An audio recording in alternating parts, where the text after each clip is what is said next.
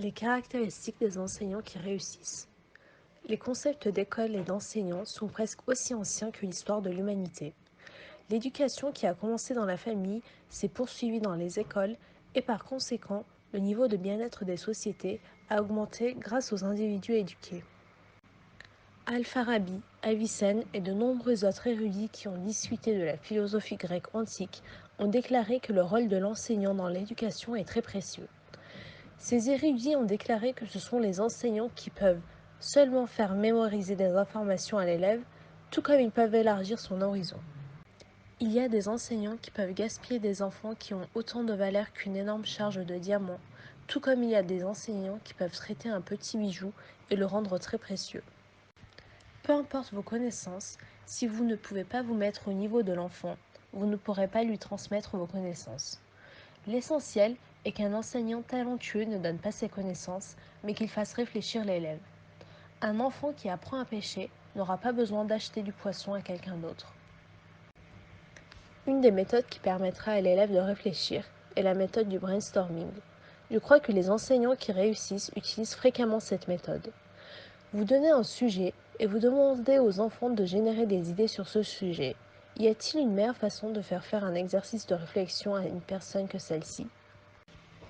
Les élèves des enseignants qui utilisent fréquemment la méthode du brainstorming dans les cours se sentiront obligés de lire des livres des auteurs afin d'apprendre différentes méthodes de réflexion, n'est-ce pas ? Ahmed n'est-il pas devenu le centre d'attention du professeur et de la classe grâce aux idées qu'il a produites lors du dernier cours ? Alors qu'est-ce qu'Ahmed a que je n'ai pas ? Pourquoi ne serais-je pas le centre d'attention du prochain cours ? Grâce à cette impulsion, les élèves seront présents et liront des livres. Ces enfants ont l'âge de la personnalité et l'attention est importante. Les éloges de l'enseignant envers l'élève qui réussit stimuleront également les autres élèves. Le point auquel l'enseignant doit faire attention ici est de ne pas donner la parole au même élève à chaque cours, mais de demander à différents élèves leurs opinions. Les élèves ne devraient pas dire « le professeur a encore donné la parole à Ahmed et l'a félicité pour ses idées ». Cela va entraîner leurs ambitions.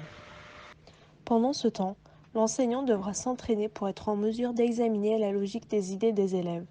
Un enseignant qui réussit suit de près les innovations et les développements liés à la matière qu'il enseigne. Il effectue des recherches non seulement sur sa propre branche, mais aussi sur des sujets liés à sa propre branche.